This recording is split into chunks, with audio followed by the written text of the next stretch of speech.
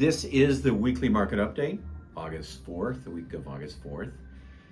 The big news that's been making headlines, not just here, around the world, is our BLS job report that we had on Friday. And lo and behold, I finally have gotten vindication of the numbers that I study, and they don't add up. And yes, the numbers didn't add up. And the revisions were massive. Massive. What are we talking about? Well, we're talking about in May, they went from 125,000 jobs down to 19,000 only. And then we're talking back in April, we went from 133,000 to 14,000 jobs. And the whole thing is, when you look at the 6 months consecutive revisions down, the unemployment rate went up. But here's the thing about when we look at this unemployment rate at 4.2%, okay? If you out there have had problems finding a job, I know my daughter has, and she took what she could being a college grad, okay? And that unemployment rate is like 25% for college grads. But if you out there have had that problem, well, the issue is, after a period of time, after a year, guess what the government does? Because you don't have a job, they just take you off the number.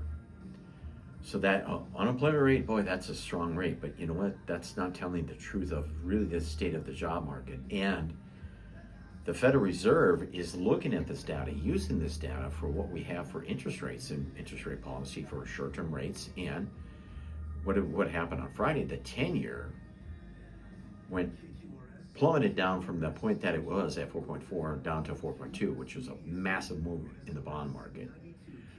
Now the probability in September of a rate cut went from 25% to 93%. And another cut by the end of the year. Now, how much? Only the whole group of the Fed Reserve voting members will come to that conclusion. But minimum 25 could be 50, could be size 75. Why? Because in the Wall Street and these economists not a reforecasting everything, they're saying we're at least 100 basis points or 1% too high, just for being at a normal period, not anything aggressive, you know.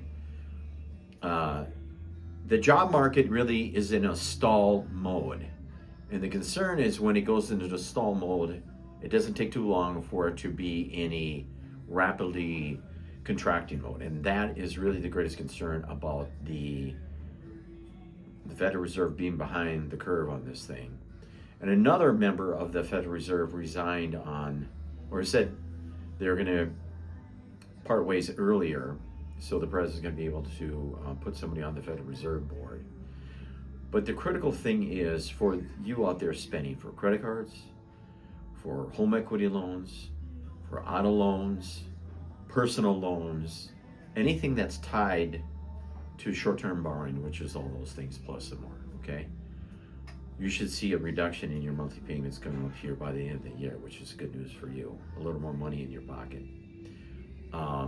The ISM numbers, and that is the servicing numbers for the week, already came out because today is Tuesday. They reported those a little softer in the service sector. So transition in the economy. But this has been going on. This has been going on since last year. The numbers I studied the last 2 years, this has been a trend that the job growth was aggressive, and it's just been going down, and now we're at stall speed. So hopefully that the Federal Reserve will make the right decision, make it quickly for the consumer out there, for everybody paying their bills day to day.